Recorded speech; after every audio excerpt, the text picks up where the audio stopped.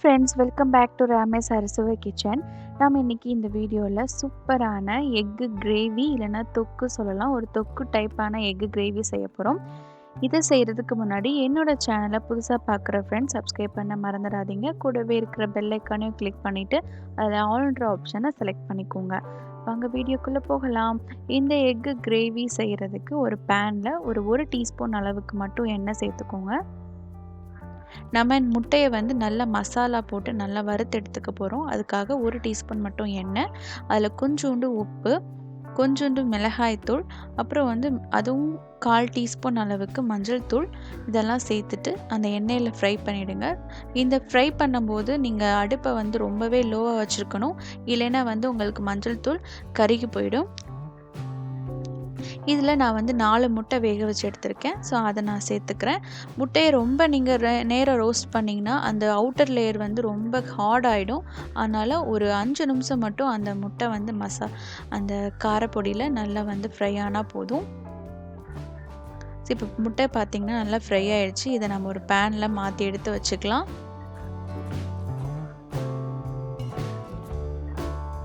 இப்போ அதே பேனில் இன்னும் கொஞ்சம் ஆயில் எடுத்துக்கிறேன். ஒரு 4 டீஸ்பூன் அளவுக்கு எண்ணெய் சேர்த்துக்கோங்க. எண்ணெய் வந்து நல்லா சூடாகட்டும். இதில் பார்த்தீங்கன்னா ஒரு சின்ன துண்டு பிரியாணி இலை சேர்த்துருக்கேன். அதை நல்லா பிச்சு சேர்த்துக்கோங்க. அதுக்கு பிறகு ஒரு 2 கிராம்பு, ஒரு சின்ன துண்டு பட்டை, அது 2ஆக உடச்சி சேர்த்துருக்கேன். இதை மட்டும் சேர்த்துக்கோங்க. இது நல்லா பொரிஞ்ச பிறகு நாம் வந்து ஒரு 2 மீடியம் சைஸ் வெங்காயம் வந்து பொடியாக நறுக்கி வச்சுருக்கேன், அதையும் சேர்த்துக்கிறேன்.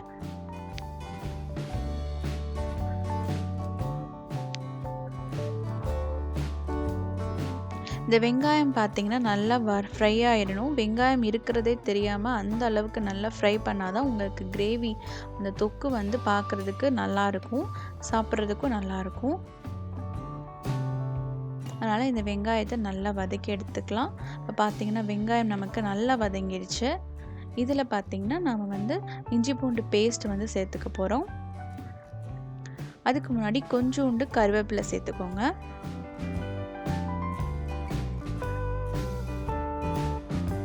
இதில் இஞ்சி பூண்டு பேஸ்ட் பார்த்திங்கன்னா நான் 3/4 டீஸ்பூன் அளவுக்கு சேர்த்துருக்கேன், அதையும் சேர்த்துக்கோங்க.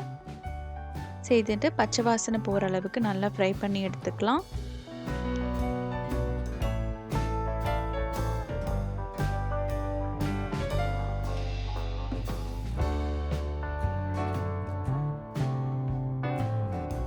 இப்போ பார்த்தீங்கன்னா நல்லா வதங்கிடுச்சு. இதில் நான் 2 தக்காளியை வந்து கட் பண்ணி சேர்த்துருக்கேன், அதையும் சேர்த்துக்கலாம். தக்காளி வதங்கிறதுக்கு தேவையான அளவுக்கு உப்பும் கொஞ்சோண்டு மஞ்சள் தூள் சேர்த்துக்கோங்க. இது 2ம் சேர்த்துட்டு நல்லா ஒரு மூடி போட்டு நீங்கள் வேக வச்சிங்கன்னா அந்த தக்காளி உங்களுக்கு நல்லா மசிஞ்சு வெந்துடும். அதனால் நல்ல ஒரு மூடி போட்டு வேக வச்சுக்கோங்க.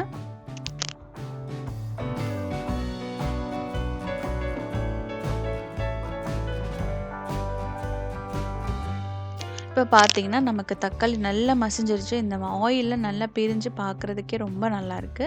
இப்போ இதில் நம்ம மசாலா பொருட்கள்லாம் சேர்க்குறோம். அது எப்படி எந்த அளவு சேர்க்கலாம் பார்த்திங்கன்னா, மல்லித்தூள் வந்து ஒரு 2 டீஸ்பூன் அளவுக்கு சேர்த்துக்கோங்க.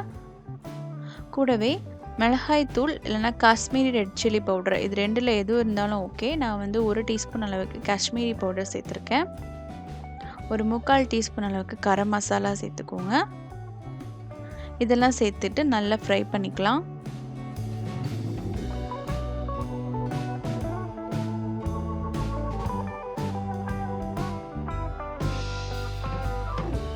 இப்போ இந்த ஃப்ரை ஆன மசாலாவில் நம்ம வந்து 2 டீஸ்பூன் அளவுக்கு நல்ல கெட்டியாக இருக்கிற தயிர் சேர்த்துக்கிறேன். தயிர் சேர்த்துக்கிங்கன்னா உங்களுக்கு கிரேவியும் நல்லா கிடைக்கும், டேஸ்ட்டும் பார்த்திங்கன்னா நல்லாயிருக்கும். தயிர் சேர்த்துட்டு நல்லா ஃப்ரை பண்ணி எடுத்துக்கலாம். இதை வந்து ஒரு மூடி போட்டு நீங்கள் வேக வச்சிங்கன்னா நல்லா உங்களுக்கு குக் ஆகிடும். அதனால் ஒரு மூடி போட்டு வேக வச்சுக்கலாம். இது ஒரு 5 நிமிஷம் கழித்து எடுத்து பார்த்திங்கன்னா சூப்பராக வந்து கிரேவி குக் ஆகிருக்கு. இதில் வந்து நீங்கள் தேவையான அளவுக்கு தண்ணி சேர்த்துக்கலாம். உங்களுக்கு கிரேவி எந்த அளவுக்கு வரணுமோ அந்த அளவுக்கு நீங்கள் தண்ணி சேர்த்துக்கோங்க.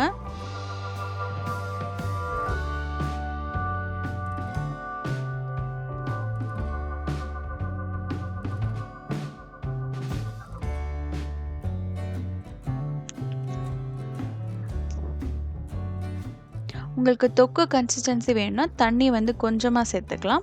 இல்லை ஒரு குழம்பாட்டம் நல்லா ஒரு தண்ணியாக இருக்கணும்னா இன்னும் கொஞ்சமே தண்ணி சேர்த்து நீங்கள் கொதிக்க வச்சுக்கலாம்.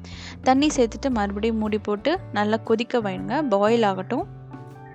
இப்போ பார்த்தீங்கன்னா நல்லா பாயில் ஆகிடுச்சு. அந்த எண்ணெயில் நல்லா பிரிஞ்சு வந்துடுச்சு. இப்போ வந்து நாம் ஏற்கனவே அந்த மசாலா பண்ணி வச்சுருக்கிற அந்த நம்ம முட்டையை சேர்த்துக்கலாம்.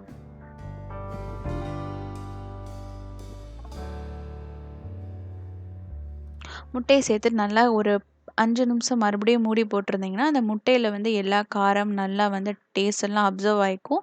சூப்பரான எக்கு கிரேவி ரெடி ஆகிடுச்சு. இதை நீங்கள் சாதத்துக்கும் சூப்பராக இருக்கும். இட்லி, தோசை, சப்பாத்தி, பூரிக்கும் நல்ல ஒரு சைட் டிஷ்ஷாக இருக்கும். சூப்பராக இருக்கும். நீங்கள் கண்டிப்பாக ட்ரை பண்ணி பார்க்கலாம். கடைசியில் ஒரு கொஞ்சமாக கொத்தமல்லி தழை தூவி இறக்கிட்டிங்கன்னா டேஸ்டான எக்கு கிரேவி, எக்கு தொக்கு வந்து ரெடி ஆகிடுச்சு. இந்த வீடியோ உங்களுக்கு பிடிச்சிருந்துச்சா என்னோடய சேனலை மறக்காமல் சப்ஸ்கிரைப் பண்ணிக்கோங்க. என்னோடய சேனலில் நிறைய ரெசிபீஸ் எல்லாம் இருக்குது. அதையும் நீங்கள் செக் பண்ணி பார்த்துக்கோங்க. இந்த வீடியோவை இதளவு பார்த்ததுக்கு ரொம்ப தேங்க்யூ ஃப்ரெண்ட்ஸ். என்னோடய சேனலுக்கு ரொம்ப சப்போர்ட் பண்ணிகிட்டே இருங்க. தேங்க்யூ ஃபார் வாட்சிங். லைக் பண்ண மறந்துடாதீங்க. ஷேர் பண்ணுங்கள், கமெண்ட் பண்ணுங்கள்.